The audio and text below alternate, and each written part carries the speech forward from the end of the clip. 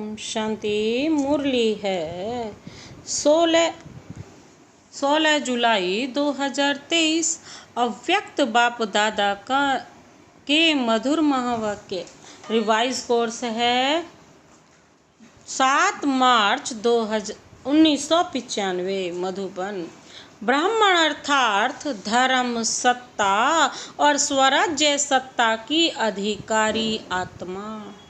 ब्राह्मण अर्थात धर्म सत्ता और स्वराज्य सत्ता की अधिकारी आत्मा।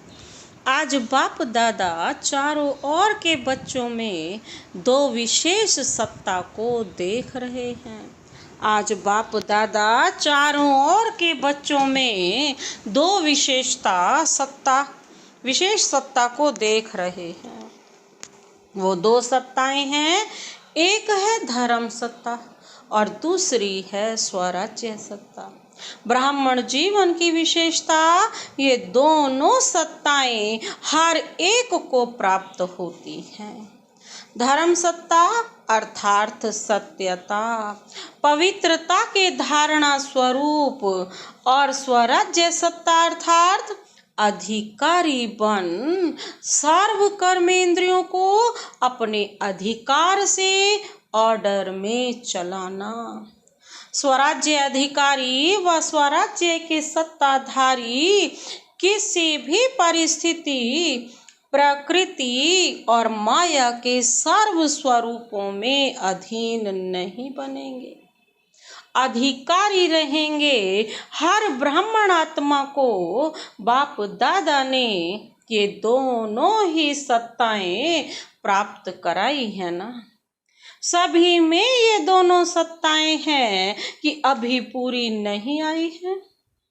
अभी की दोनों सत्ताएं प्राप्त करने वाले ही भविष्य में धर्म और राज्य सत्ता के अधिकारी बनते हैं। दोनों ही सत्ताएं धारण की हैं, अपना चित्र देखा है। डबल विदेशियों का चित्र है या औरों का चित्र है, तो उस चित्र में दोनों सत्ताओं की निशानी देखी है। धर्म सत्ता की निशानी है लाइट का ताज, और राज्य सत्ता की निशानी है रतन जड़ित ताज। तो ऐसा अपना चित्र देखा है। तो दोनों सत्ता धारण इस समय करते हो, जो आधा कल्प दोनों ही सत्ताएं आप सबके हैं, एक के हाथ में है। द्वापर से देखो तो धर्म सत्ता अलग हो गई और राज्य सत्ता अलग हो गई, और सतयुग त्रेता में धर्म सत्ता भी अलग और राज्य सत्ता भी अलग। लेकिन आपके राज्य में अलग होंगे क्या? वहां नहीं होगा। वहां तो एक ही धर्म होगा और एक ही राज्य होगा, एक ही राजा होगा। हर एक के पास दोनों सत्ताएं इकट्ठी होती हैं। इसीलिए अखंड निर्विघ्न राज्य चलता है। तो हर एक में ये दोनों ही सत्ताएं देख रहे थे कि हर एक ने कितनी अपने में धारण की है, कहाँ तक अधिकारी बने हैं। क्या सदा अधिकारी रहते हैं या कभी अधीन कभी अधिकारी? अभी अभी अधिकारी हैं और अभी अभी अधीन हो जाएं तो अच्छा लगेगा कि सदा अधिकारी अच्छा है? सदा अधिकार चाहिए या थोड़े टाइम के लिए चलेगा? जब स्वयं बाप अधिकार दे रहा है, देने वाला दे रहा है, और लेने वाले जो हैं उनको क्या करना चाहिए? लेना सहज है या देना सहज है? बाबा पूछ रही है।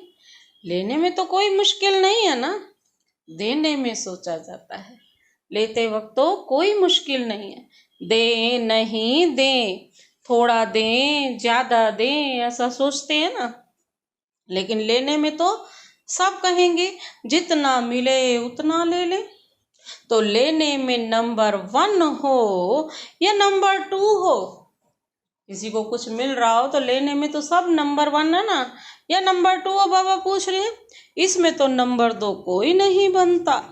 और जब देना पड़ता है तो देने में भी नंबर 1 हो कि सोचना पड़ता है, हिम्मत रखनी पड़ती है। वास्तव में देखा कि देते क्या हो, ब्राह्मण जीवन में देना है या लेना है। अगर देने वाली चीज से लेने वाली चीज श्रेष्ठ है तो लेना हुआ या देना हुआ। देना पड़ेगा, देना है, ये सोचते हो तो भारी होते हो ना। बाबा कहते हैं ये सोचते हो तो भारी होते हो। लेना है तो सदा खुश रहेंगे, हिम्मत में रहेंगे। देने में सोचते हो ना मुश्किल है, लेकिन पहले लेते हो फिर देते हो। कुछ भी नहीं हो, आपके पास कुछ है जो बाप को देंगे। बाबा कहते हैं कुछ आपके पास जो बाप को देंगे। दी तो अच्छी चीज जाती है ना, या खराब चीज? तो क्या अच्छा है आपके पास? बाबा पूछ रहे हैं तन अच्छा है, मन अच्छा है, धन अच्छा है, बेकार है? पूछ रहे हैं।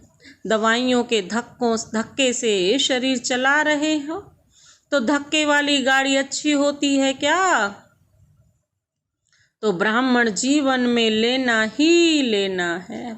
और बाप तो मुस्कुराते हैं कि बच्चे बाप से भी चतुर हैं, पहले लेते हैं फिर देने का सोचते हैं। होशियार हो ना, अच्छा है। बच्चे होशियार होते हैं तो बाप को अच्छा लगता है, लेकिन चलते चलते यदि डल हो जाते हैं तो अच्छा नहीं लगता है। कभी कभी बच्चों की शक्ल फेस ऐसे लगती है कि पता नहीं क्या हो गया हो, जैसे शरीर में चलते चलते खून कम हो जाता है तो कमज़ोर हो जाते हैं ना। फेस से भी कमजोरी नजर आती है तो यहाँ भी खुशी की, शक्तियों की कमी हो जाती है ना। तो चेहरा ऐसा हो जाता है जैसे सब जानते हैं, सभी अनुभवी हैं, एक तरफ कहते हो कि खुशियों की खान मिली है और वो भी अविनाशी, फिर कम कैसे हो जाती है?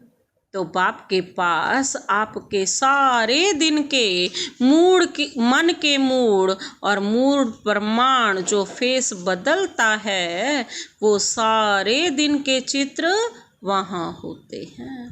आप तो चित्रों का म्यूजियम बनाते हो ना।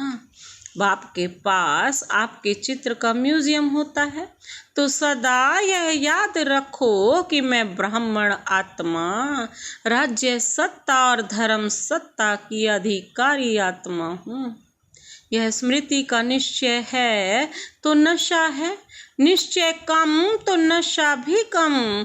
तो चेक करो ये सत्ताएं सदा साथ रहती हैं, वह कभी खो जाती हैं, कभी आ जाती हैं।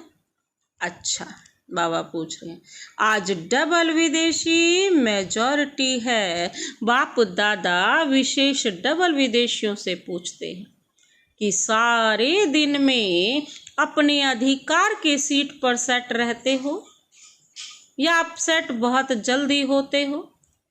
कि अपसेट होना, बाबा कहते हैं ये पास्ट की बात है, अभी नहीं होते। पास्ट हो गया ना, अभी तो नहीं होते हो ना। अभी नॉलेजफुल पावरफुल बन गए। ऐसे तो नहीं कि छोटी सी बात में अपसेट हो जाओ, चेहरा बदल जाए, मूड बदल जाए। ऐसा कभी कभी होता है। कभी कभी अपसेट होते हो? अच्छा, जो समझते हैं कि अपसेट होना क्या होता है वह भी भूल गया है। ऐसे शक्तिशाली आत्माएं जो कभी अपसेट नहीं होते हैं, बाबा कहते हैं वो हाथ उठाओ। सच तो बोल रहे हो, उसकी मुबारक। अभी इस सीजन में कुछ तो मधुबन में छोड़कर जाएंगे या कुछ लेकर जाएंगे। मेजॉरिटी ने मधुबन में शिवरात्रि मनाई है ना। तो जिसका बर्थडे होता है उसको गिफ्ट देते हो ना। तो बाप को क्या गिफ्ट दी? ये अपसेट होना, यही गिफ्ट दे दो। नहीं होंगे? हिम्मत है? अच्छा, हाथ उठाओ और टीवी में सबके हाथ निकालो। सोच समझ कर पक्के हाथ उठाना। देखो सभी के हाथ का फोटो निकाला। देखना अभी फोटो निकल गया है। बाप दादा को वो चेहरा अच्छा नहीं लगता। बाप दादा हर एक बच्चे को सदा खिला हुआ रूहानी गुलाब देखना चाहते हैं, मुरझाया हुआ नहीं, खिला हुआ। जिससे प्यार होता है ना, वो तो उसको जो अच्छा लगता है वही किया जाता है। डबल फॉरनर्स तो बाप से बहुत प्यार करते हैं। तो जो बाप को अच्छा लगता है वही आपको अच्छा लगता है ना। अभी किसी का भी ऐसा समाचार नहीं आए कि क्या करें, बात ही ऐसी थी इसलिए अपसेट हो गए। अगर बात अपसेट की आती भी है तो आप अपसेट स्थिति में नहीं आओ। जैसे झूला झूलते हो ना, तो वो बहुत नीचे ऊपर होता है। बहुत नीचे हो, बहुत ऊपर हो और बहुत फास्ट हो तो शरीर को अपसेट करेगा ना।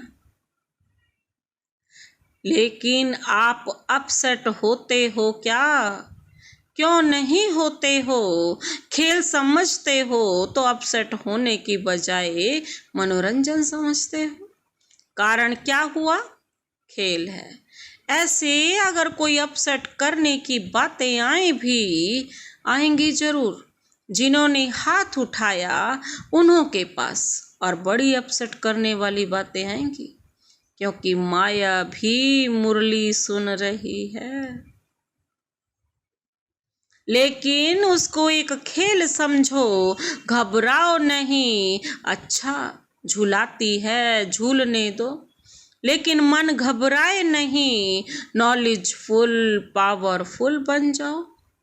उस सीट को छोड़ो नहीं। अगर एक दो बार भी माया ने देखा कि अपसेट होने वाले नहीं हैं तो खुद अपसेट हो जाएगी, आपको नहीं करेगी। बात की लेन देन भले करो, कोई भी बात आती है तो नॉलेजफुल होने के कारण समझते तो हो ना, ये ठीक है, ये नहीं ठीक है, ये दोनों चाहिए, ये नहीं होने चाहिए। लेकिन बात की लेन देन बात की रीति से करो, अपसेट रूप से नहीं करो। एक तरफ बोलते जाएंगे, दूसरी तरफ गंगा जमुना बहाते रहेंगे। चाहे मन में बहाओ, चाहे आंख से बहाओ, दोनों ही ठीक नहीं है। तो गिफ्ट देने के लिए तैयार हो? सोच लिया कि ऐसे ही हाँ कर लिया? बाप दादा बहुत सहज शब्दों में युक्ति बता रहे हैं कि जब भी कोई परिस्थिति या प्रकृति हलचल के रूप में आए तो दो शब्द याद रखो। विधि है या नॉट, नहीं करो, या डॉट बिंदी लगाओ। अब कहते हैं बिंदु लगा दो, नॉट या डॉट, या तो विधि बना लो या फिर डॉट लगा लो, बिंदी लगा करके आगे बढ़ो। अगर कोई बात रॉन्ग है तो यही सोचो, नोट माना नहीं करना है, मुझे अब ये गलती नहीं करनी, ना सोचना है, ना करना है, ना बोलना है। और डॉट लगा दो तो नोट तो हो ही जाएगा। सोचो, नोट लगाओ, डॉट, फिनिश। सोचना है कि मैं ये दोबारा गलती नहीं करूँगा और डॉट लगा दो, बिंदी लगा करके आगे बढ़ जाओ, बस अपसेट नहीं होना, फिनिश। डॉट मतलब बिंदी लगाने से कितना टाइम लगता है? डॉट लगाने में सेकंड से भी कम। लेकिन होता क्या है, समझते हो कि यह नहीं करना है, ठीक नहीं है, लेकिन डॉट लगाना नहीं आता है, बिंदी लगाने ही नहीं आती। नॉलेजफुल तो बन गए, लेकिन सिर्फ नॉलेजफुल नहीं चाहिए, नॉलेज के साथ बाबा कहते हैं पावरफुल भी चाहिए। तो पावरफुल स्थिति की कमजोरी है, इसीलिए डॉट नहीं लगा सकते। पावरफुल स्थिति की कमजोरी क्या है? अगर पावरफुल स्थिति है फिर तो कोई ज़रूरत ही नहीं डॉट लगाने की भी।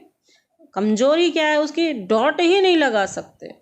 और जिसे डॉट लगाना आ गया वो बाप को भी नहीं भूलेगा। बाप की डॉट है ना, बिंदी है। आप भी तो डॉट हो, बिंदी हो, तो सभी याद आ जाएगा। फुल स्टॉप, क्वेश्चन मार्क, आश्चर्य की मात्रा, या कोमा, ये नहीं दो, फुल स्टॉप। फुल स्टॉप की मात्रा इजी है ना।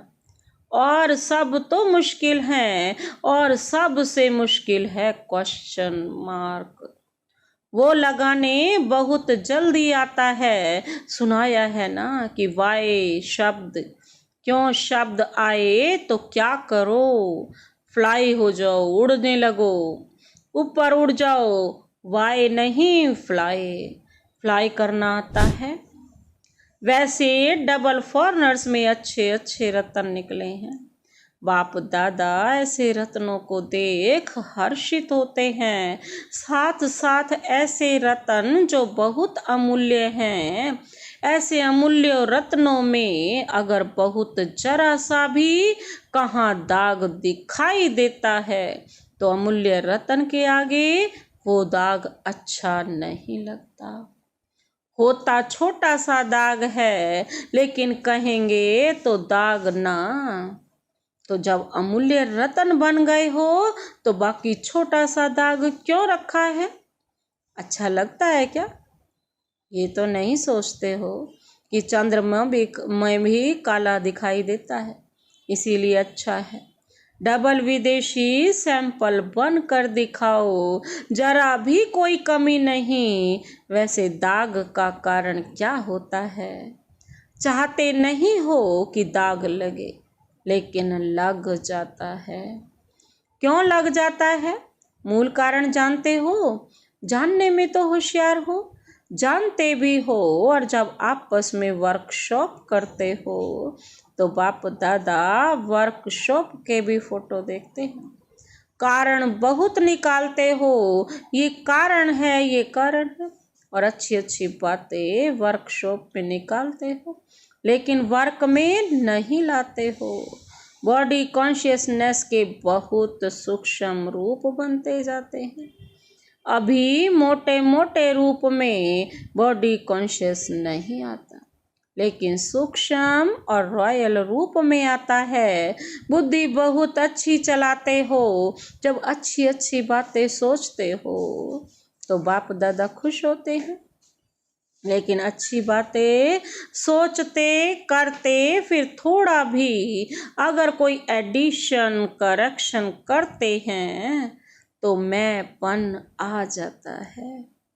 जैसे खुशी से अपने विचार देते हो, ऐसे दूसरे के विचार भी खुशी से लो। घबराओ नहीं, ये कैसे होगा, ये क्या किया, ये तो हो नहीं सकता, ये तो चल नहीं सकता। दूसरे की राय, दूसरे की बात को भी इतना ही रिगार्ड दो जितना अपनी बात को रिगार्ड देते हो। विचार देना अलग चीज है। आपको उनके विचार अगर ठीक नहीं भी लगते हैं तो उसके इफेक्ट में आना। बाबा कहते अवस्था नीचे ऊपर हो जाए तो ये सेवा नहीं होती। एडजस्ट करना, दूसरों के विचार को भी अपने विचार के माफिक सोचना समझना, यह है दूसरों के विचारों को रिगार्ड देना। जैसे समझते हो ना कि मैंने यह सोचा या विचार निकाला, विचार किया, काम किया, तो मेरे विचारों का महत्व होना चाहिए। दूसरों को रिगार्ड देना चाहिए। ऐसे दूसरे का विचार भी अपने विचारों से मिलाना, वो मिलाना नहीं आता है। दूसरों के विचार को दूसरों के विचार समझते हो, क्योंकि अभी आप डबल विदेशी भी सेवा के क्षेत्र में प्लान बनाने में अच्छी प्रोग्रेस कर रहे हो और आगे भी होनी है। लेकिन एडजस्टमेंट की विशेषता को यूज करो। लेकिन एडजस्टमेंट की विशेषता को यूज करें कैसे? अगर कोई भी बच्चा आगे बढ़ता है तो बाप दादा को तो खुशी होती है ना। ऐसे नहीं समझते कि यह क्यों आगे बढ़े, जो बढ़ता है वो बहुत अच्छा।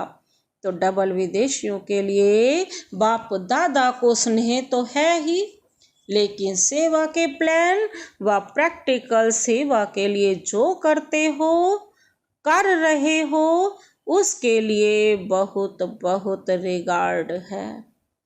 बाप दादा ने पहले भी सुनाया है कि अगर आप डबल विदेशी नहीं होते तो बाप का एक टाइटल प्रैक्टिकल में सिद्ध नहीं होता। कौन सा? विश्व कल्याणकारी। तो अभी देखो, विश्व के चारों ओर बाप का मैसेज दे रहे हो ना। इस सीजन में चारों ओर के आए हैं ना। टोटल कितने देशों के आए हैं, बाकी कितने मुख्य देश रहे हैं? छोटे छोटे 125 58 देश के आए हैं। 125 जो छोटे छोटे देश तो बहुत होंगे, लेकिन मुख्य देश 125 रहे हुए हैं। तो अभी डबल विदेशियों को तो बहुत काम करना पड़ेगा। बाबा कहते हैं 125 तो छोटे छोटे देश हैं और मुख्य भी 125 देश अभी रह रहे हैं। तो बाबा कहते हैं अभी विदेशियों को बहुत काम करना पड़ेगा। भारत में भी करना है तो विदेश में भी करना है, दोनों जगह करना है। बाप दादा ने पहले भी कहा है कि सेवा की संपूर्ण सफलता की निशानी ये है कि कोई भी तरफ की आत्मा उल्हाना नहीं दे कि हमारे तरफ तो मैसेज पहुंचा ही नहीं, मैसेज पहुंचाया और सुनते हुए कोई ने अपना भाग्य नहीं बनाया तो आपके प्रति उल्हाना नहीं हुआ। वह उन आत्माओं के प्रति हुआ, लेकिन आपके प्रति कोई उल्हाना नहीं रह जाए। जब कहते ही हैं कि मास्टर विश्व कल्याणकारी है तो विश्व के चारों ओर मैसेज तो पहुंचना चाहिए। भारत में भी पहुंचना चाहिए तो विदेश में भी पहुंचना चाहिए। जिस समय आपका विजय का झंडा लहराता हो, उस समय यदि कोई आत्मा आकर यह उल्हाना दे तो अच्छा लगेगा। एक तरफ आप झंडा लहरा रहे हो और दूसरे तरफ लोग उल्हाना दे रहे हैं तो अच्छा लगेगा? नहीं लगेगा ना। डबल विदेशियों की हिम्मत अच्छी है, बाप से प्यार तो है ही, लेकिन सेवा से भी प्यार अच्छा है। दोनों से प्यार का सर्टिफिकेट अच्छा है। अभी कौन सा सर्टिफिकेट लेना है? जितने सेवाधारी उतने ही शक्तिधारी। तो शक्ति स्वरूप बन गए, यह सर्टिफिकेट लेना है। बाप दादा देखते हैं मेजॉरिटी बाप से और सेवा से प्यार में पास है। अच्छा, आज वरदानी याद प्यार दे रहे हैं बाप दादा चारों ओर के बच्चों को। चारों ओर के बाबा कहते धर्म सत्ता के अधिकारी आत्माएं, सदा स्वराज्य सत्ता के अधिकारी आत्माएं, सदा डबल सत्ताधारी, डबल ताजधारी श्रेष्ठ आत्माएं, सदा सर्व शक्तियों द्वारा शक्ति स्वरूप का प्रत्यक्ष स्वरूप दिखाने वाले शक्तिशाली आत्माएं, सदा लक्ष्य को लक्षण के रूप में दिखाने वाले, अनुभव कराने वाले शक्तिशाली महावीर, अचल अडोल आत्माओं को बाप दादा का याद प्यार और नमस्ते। हम रूहानी बच्चों की रूहानी बाप दादा को नमस्ते नमस्ते, गुड मॉर्निंग। शुक्रिया बाबा, शुक्रिया। आज का वरदान है, दृढ़ संकल्प द्वारा व्यर्थ की बीमारी को सदा के लिए खत्म करने वाले सफलता मूर्त भव। दृढ़ संकल्प द्वारा सर्व की बीमारी को सदा के लिए खत्म करने वाले सफलता मूर्त भव। स्पष्टीकरण है, बाबा कहते सफलता मूर्त बनने के लिए सभी बच्चों को यही एक दृढ़ संकल्प करना है कि ना कभी व्यर्थ सोचेंगे, ना कभी व्यर्थ देखेंगे, ना व्यर्थ सुनेंगे, ना व्यर्थ बोलेंगे और ना व्यर्थ करेंगे। सदा सावधान रहे, व्यर्थ के नाम को भी निशान को भी समाप्त करेंगे। यह व्यर्थ की बीमारी बहुत कड़ी है जो योगी बनने ही नहीं देती, क्योंकि व्यर्थ है विस्तार, और विस्तार में भटकने वाली बुद्धि को समेटने की शक्ति द्वारा सार स्वरूप में स्थित करो, तब सहज योगी सफलता मूर्त बनेंगे। आज का स्लोगन है, दूसरों को कहकर सिखाने की बजाय करके सिखाने वाले बनो। दूसरों को कहकर सिखाने की बजाय करके सिखाने वाले बनो। अच्छा, ओम शांति।